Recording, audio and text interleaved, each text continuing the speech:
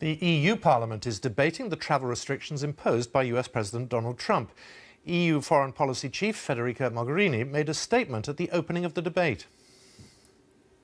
No one can be deprived of his or her own rights because of their place of birth, their religion or their ethnicity.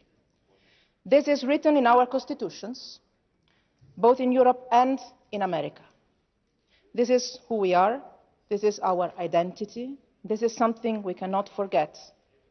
Our European history has taught us to celebrate when a wall is torn down and a bridge is built. We learned from our own great but also tragic history that every human being is first and foremost a person with fundamental rights that cannot be put into question. Well, in the past few minutes, UKIP former leader Nigel Farage has defended Donald Trump's travel restrictions and accused the EU of being anti-American. I've no doubt that the events in the USA over the last few weeks have been a very profound shock to you. Perhaps you're right.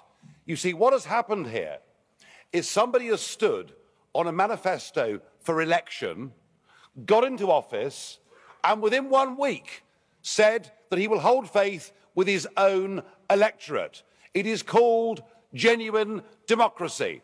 Unlike the system we have in the European Union, where the unelected commissioners like Mogherini here have the sole right to propose legislation. So I'm sure that it's a great shock to you to see that a genuinely elected Democrat is doing what he was put in to do.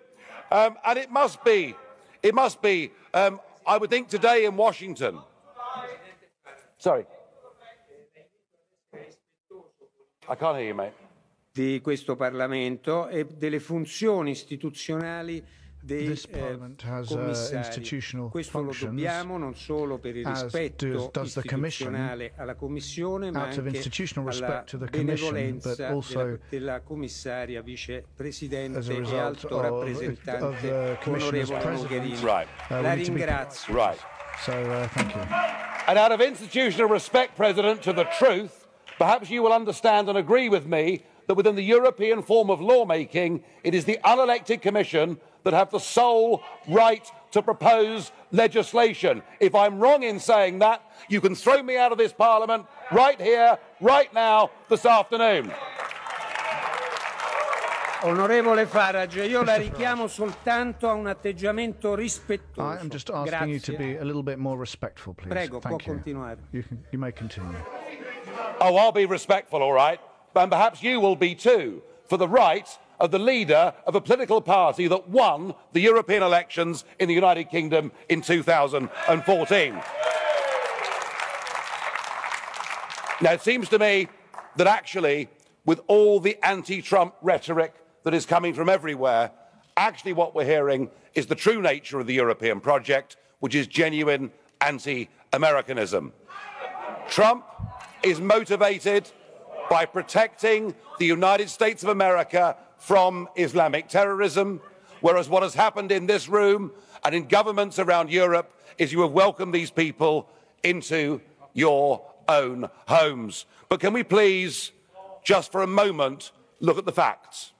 Amongst all the hyperbole and the hysteria, all that Donald Trump has done is taken 7 countries that were identified by President Obama as posing a risk to the USA. Obama already had put in place extreme vetting. What Trump has done is for 90 days to say, let's examine that vetting and see whether it's good enough. But I want to ask you, Mr. Verhofstadt, and all the others, with your faux outrage today, where were you when Obama in 2011 banned any Iraqi from going into the country for 6 months? Why do I hear no criticism in this chamber or from the Commission of Saudi Arabia, Kuwait, Bahrain and others who refuse to take a single, not one, refugee or displaced person from Syria?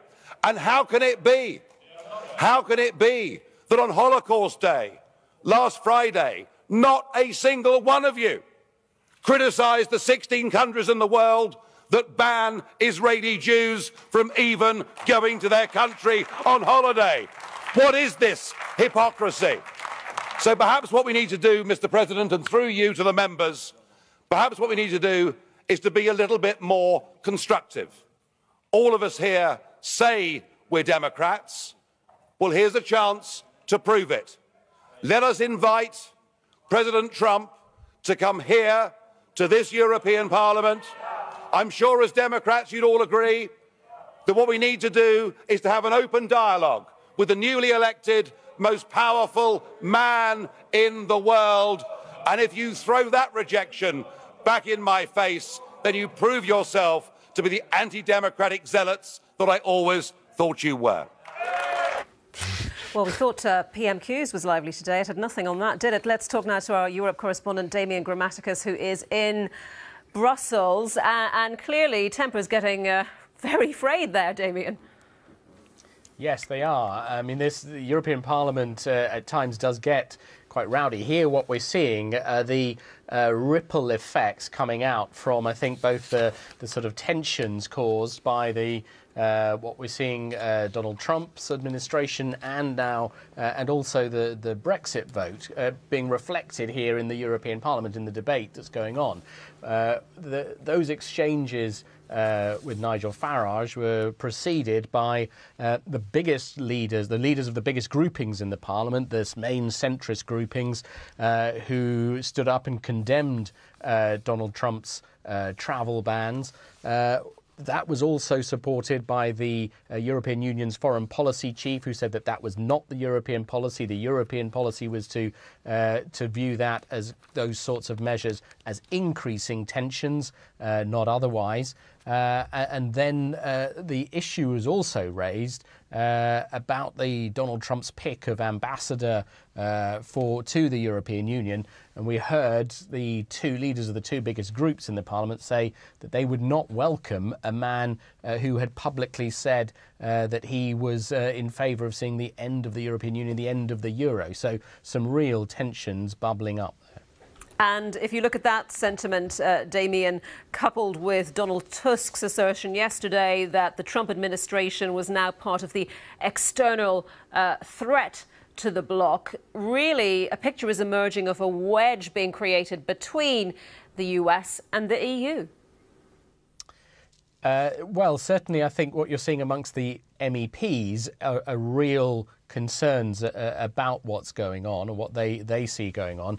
And the effect of that, too, is to draw in, as we saw Nigel Farage there, and the UK, because there was a pointed intervention from the leader of the socialist grouping, who said that he had a message to Theresa May, which was to not, he said, become a Trojan horse for the United States in any efforts to try to break up the EU. And the leaders of the other groupings in Parliament rounded, the Liberal leader Guy Verhofstadt rounded on Nigel Farage and pointed to him and said, you are in close contact with some of the people in the Trump administration who push some of these ideas. OK, Damien, thank you very much. Damien Grammaticus.